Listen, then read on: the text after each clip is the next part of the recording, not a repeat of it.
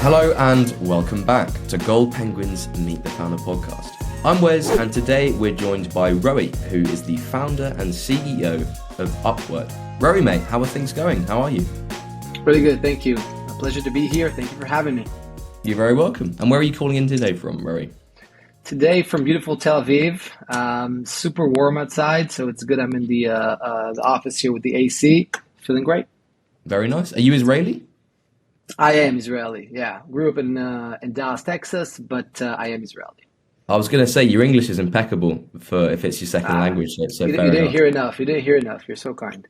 How are things in Tel Aviv at the moment? I know there's a few protests and things going on in Israel. Yeah, well, again, this we're talking about August 2023. It's been a tough year for us here in Israel. Again, we can probably spend 2-3 hours just on a conversation of the political and geopolitical and economical stuff going on in Israel. It's not been a good year for us. We have some internal mess to sort out, but we'll get there. We'll get there. Okay, hope you're okay with sort of things around you. One of my favorite authors, I'm not sure if you've heard of him, he's called Yuval Noah Harari. He's Israeli as well, and I heard on a podcast I was listening to his take of the protests and stuff. So very good. Yep. Would you mind giving us a quick summary of sort of, obviously you mentioned you lived in Dallas, just a basically sort of a sum up of your bit of education history maybe, and what sort of roles you've done in the past that led you to where you are today? Sure, Wes. So I'm 36 years old. As mentioned today, I reside in Tel Aviv with my beautiful wife and daughter. Going back and forth to the U.S., but mainly here. As mentioned, I grew up in Dallas, Texas, and just overall my childhood. So my house is like my home. My father and mother are just like they come from tech. And they became executives in kind of like an early stage of their careers. So kind of our home was always around that kind of. So I grew up in the United States and in Tel Aviv, mainly kind of like always been cross culture. So I learned in the States how to love the sports culture. For example, I'm a sports freak. I learned music in Israel. So kind of like doing a lot of different stuff. My biggest hobbies were around basketball and, playing the piano. And of course, I was always enthusiastic about, tech and innovation. And that led me to, finish law school here in Israel and start my career as a professional in the tech industry. There's a beautiful tech industry here in Tel Aviv. And I was, into the business side of stuff. So business development, partnerships, sales. I learned for about a decade how to, earn those skills of growing companies, growing businesses, which was an amazing university, professional university. And in 2019, I kind of embarked on my own journey. I always knew I'm going to be have my own company. I'm going to be an entrepreneur. So again, took my time to learn the ecosystem, the industry, how to get stuff done. And in 2019 was my moment to start the process of starting. It's not always that easy to get started. So sometimes you need a process to get started. But I left my job, which was the first. Maybe it's the first good advice I can give to other fellow founders. But yeah, that's a bit about my background and what led me to start Upword. I can imagine sort of having both parents in that sort of world might have helped the mindset and the way you probably look at things quite a lot in terms of business, entrepreneurship, and just the world in general, I imagine. In terms of your free time now, obviously you mentioned basketball and piano. Are you still having enough sort of hours on the weekend and after work to chase those, or is it still sort of a head down, non-stop work? Yeah, of course not. As you probably know, being a founder in early stage, as we are today, doesn't leave you a lot of time to manage your hobbies. It's head down and crashing into that wall again and again and again, but hopefully different walls, but still crashing. So it's an incredibly amazing few years, but definitely not enough time for for anything else. And that hobbies is one thing, but that also includes family and friends, unfortunately. But it's part of the sacrifice, I guess, you take on yourself when you're trying to build something really remarkable. Okay. Well, best of luck on that front anyway. Hopefully sort of Thank you. things you can streamline and, delegate, and you can return back to your piano. I do listen to music. Yeah, I listen to music, and I every now and then I get to see maybe some basketball on TV, but actually doing the stuff is a bit more challenging. We'll get there. Yeah. One last question. How is the business environment in Tel Aviv? Because I've heard it's very, very expensive in terms of cost of living. Not sure about compared to Dallas, obviously, but I know it can be quite tough to sort of get your feet there. Is there a good network of entrepreneurs and things you can reach out to? Yeah, so I think Tel Aviv is one of the most expensive cities in the world. No idea why. There's not I was sort of on the same thought as well. Not a good reason for that. I mean, Tel Aviv, don't get me wrong, is one of the most amazing cities in the world. The reason is that we have that vibe. You can't explain it. You have to be here to understand it. And I've been, all around the world. But for some reason, it's also one of the most expensive, which again, not exactly, nobody exactly knows why this needs to be this way. But it is. But unlike other grand, expansive cities, if you take, even if you take, New York as an example, in Tel Aviv, the business kind of vibes are completely different in terms of people get out of their way to help you out. So once you start just introducing yourself, meeting random people, just expanding your network and kind of getting into that ecosystem, you'll find that, again, unlike a lot of places in the world, it is a core value here, at least in the tech industry, to help you out and give real value. So that's cool. Okay. I'd love to visit one day, hopefully. I'll be in Israel this October, actually. So I might have to swing by and see what it's like. But again, I'm not a massive fan of quite expensive cities. Yeah. I'll have to see if I can balance it. I hear you. But let me know. I'll show you where to go. Thank you, mate. Cheers. Okay, cool. So I'm excited to hear more about Upword. If we can jump in to cover that now. Could you give us maybe a quick summary of exactly what Upword is and sort of who might find it useful in that sense? Sure. So Upword is like you're kind of like an AI assistant tool.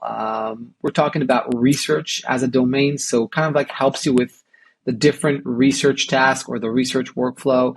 Anything that, our value proposition is, we help people just organize content in a very smart way. It's like, the next generation of the Google Drive or Dropbox or whatever. We'll talk about that a bit more later, I guess. But organizing your content, helping you process information, and eventually helping you generate the outcome you're looking for. So basically, Upward is there to help you get to the bottom line of what you need to know in the easiest, most delightful way possible. Again, just like having your own assistant sitting right by you and helping you out. So we just launched Upward about 10 months ago. We went from 0 to 1,000 paying customers, and our folks today, kind of like the early adopters of these solutions, obviously are early adopters for AI solutions because Upward is part of the generative AI kind of space.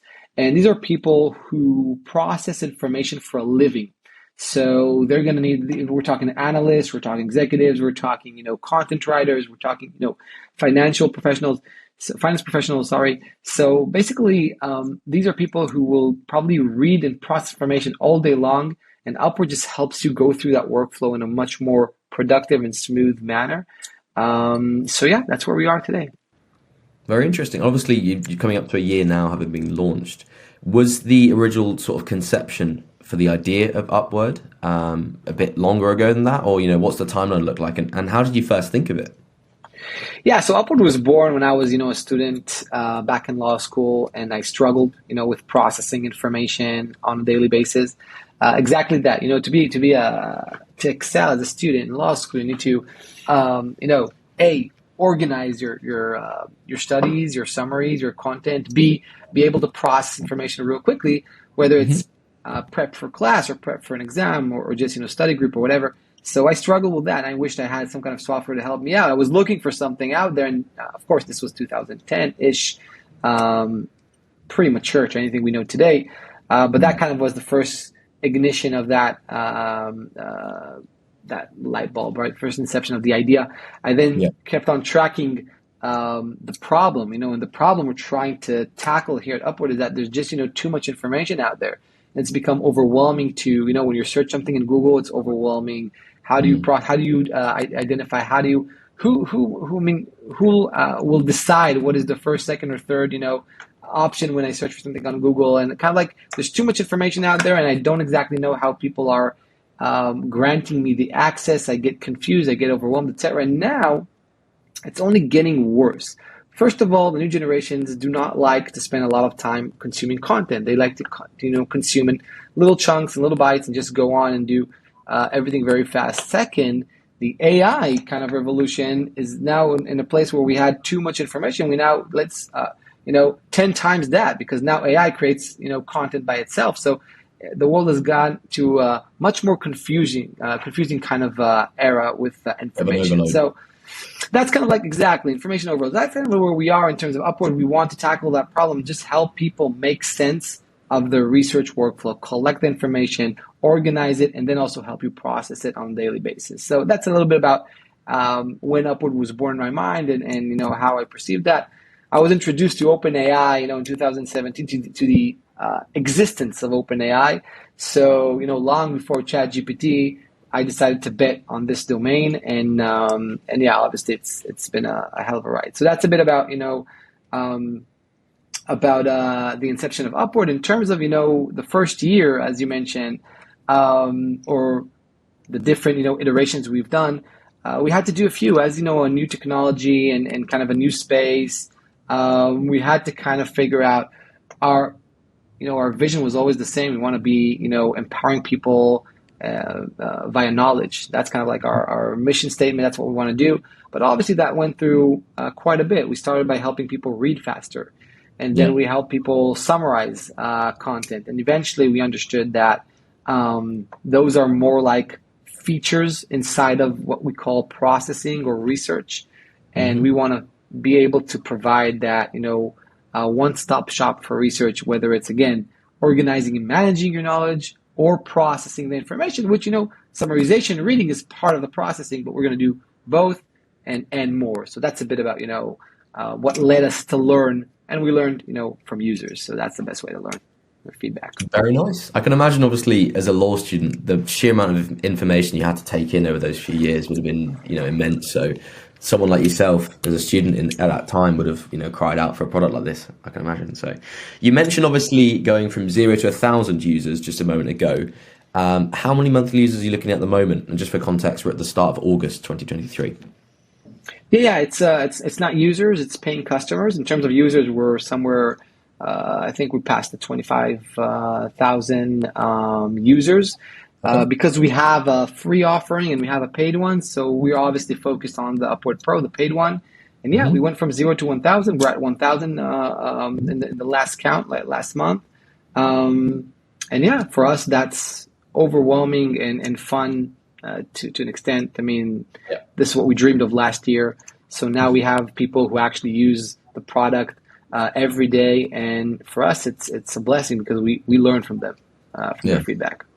Well, full steam ahead, it seems, I guess. In terms of the pricing, as you mentioned, you've got the free version, the 1 month option to pay, and you can pay for a year as well, just outright. You've also got the 7-day free trial. Could you run us through maybe the decision making behind this? Yeah, that's an excellent question. So we kind of, when we were conducting the research of what kind of go-to-market model or strategy we want to take or start with, because this is ever changing. It's very dynamic to kind of play around with tiers and methods and pricing, etc. But at the first step, we decided that what we want is we prefer kind of early adopters that have very high intent, and to learn from them in the first 12 to 24 months, and then kind of open it up. So for us, that meant we want more of a kind of trial-based subscription. We use a reverse trial. So we first ask you for your credit card. Obviously, that puts a very high bar in terms of just starting off using the Upward app. But for us, that bar was as a necessity because that's how we kind of distinguish between a user and a very high intent user who's also an early adopter. Of course, you lose some on the way. That's part of the pain and the trade-off of this decision. But the people who did leave their credit card and started a 7-day free trial, first of all, converted in, about the double conversion rate of the benchmark in the market. Second, we really got to learn from the right people. One of the most important things in an early stage startup is, who do you listen to? There's a lot of feedback around you. Who do you listen to? You want to listen to the right people. How do you know if it's the right people? This was our way to kind of go about that. And again, today we use a reverse trial. So you insert your credit card, you start a 7-day free trial, you can cancel whatever you want. And if you don't cancel, you just go and start your subscription. It could be monthly based, it could be annual. Again, that's the first step we chose. We'll take a look, obviously, when we want to revise or change it a bit. We'll always be open to that. In addition, I'll just add that we also added, it was important for us to also add a free component to Upward. And we have a Chrome extension. You don't need an account. You don't pay. You don't put any credit card, nothing. You just need to add the Chrome extension. And you can get summaries from any web page. So for us, that was a way to kind of give something, for free, grow a community around that, and still provide a value for at least one feature that we can give away, for free. So that's another thing we did, in parallel. And in terms of how Upward has sort of changed and grown over the last 10 months since you launched, obviously you mentioned listening to the right people, as you said, and being responsive to feedback. What sort of other, ways has it changed? So, we always had that vision of building this amazing product. So you kind of have this ongoing work on your roadmap. How are you going to get there, right? And when? Mm-hmm. And how do you prioritize? I think one of the most difficult stuff to do, for me is to prioritize, to decide what are we working on right now. Mm-hmm. So that's been a huge kind of like top of mind and a lot of headspace when you grow and you start seeing the adoption in the market. What do you work on? Do you fix bugs? Do you add features? Do you add performance stuff? And obviously you're very lean. We have a 6-people team, which is absolutely amazing team. But again, 6 people, and you're competing in a very crowded market in different knowledge and productivity apps. So as you can imagine, sometimes we ask people, we ask our team sometimes if they can develop in 2 weeks, a feature against, companies like, Notion or Airtable or I don't know, or Evernote. So that's, the grand thing about this journey. So yeah, I think one of the most important things is to constantly figure out and revise that path from where we are today to your grand vision. And, that's called your strategy, and then how to execute upon that every sprint, every week. So, yeah. I'd be intrigued to know as well, in terms of on that journey and path you talk about, have there been any sort of major challenges you faced either as a founder or as a team since 2019? And what did you do to sort of overcome these? Yeah, so yeah, we like I said, we crash into walls on a weekly basis. It's part of our job. Okay. I can mention one. Well, there's quite a few, but I can mention one that just for the sake of this interview, we started off by trying to figure out who would be our who would be our early adopters for Upward, and the first signals were that students absolutely love this platform, and we kind of tried to give it away for free for 50 or 100 students. We got great feedback, and we decided to adopt a go-to-market strategy that will get Upward into universities and schools. And it took away quite a few months. We got pilots, we got some collaborations, we got some partnerships, but it took us quite a little while to learn that the sales cycle into universities is one that is so complex and time-consuming that it's probably not the right go-to-market for us. And when we figured that out, we had to pivot, and that was when, for example, we sat together, we did the research, and we understood that maybe a top-down strategy here is not the right strategy, and the students love this so much. Why don't we go directly to the students in a bottom-up approach? And that's what we started to do. We started to give the product to students and focus on a go-to-market and distribution channel that is much more directed towards students and not towards, the management level of, faculties or universities. So that was one place where we had a huge challenge. It didn't work for us and we had to, iterate. So one example. Yeah. And where do you see sort of Upword heading maybe in a couple of years' time? Do you think you'll pivot in terms of the people you're targeting once again? Or are there any sort of major features you're planning on updating and adding to the tool? So, in terms of our vision, we believe that Upward will be that, daily go-to platform for, processing information and managing knowledge. So we see this in enterprise, in terms of being able to sit on top of all your data in the company, the organization. You'll be able to ask any questions, any query, get the answers you want, process information, summarize, write reports, etc. So for us, the end game is always going to be the enterprise solution, how we can just, excel knowledge productivity inside, organizations, help people find information faster, get the answers faster, and also process information they want to in a collaborative manner. So that's kind of like the end game of this. In terms of, again, how do we get there? Then now, because we launched a product on Product Hunt, we already have more professionals on the platform paying customers than students. So for us, we're going to focus on the right markets, the right segments of the market in the next 2-3 years in order to just to kind of penetrate the market, and we'll go up up market from there. So business professionals and finance professionals will be kind of like the first few stops. Very exciting.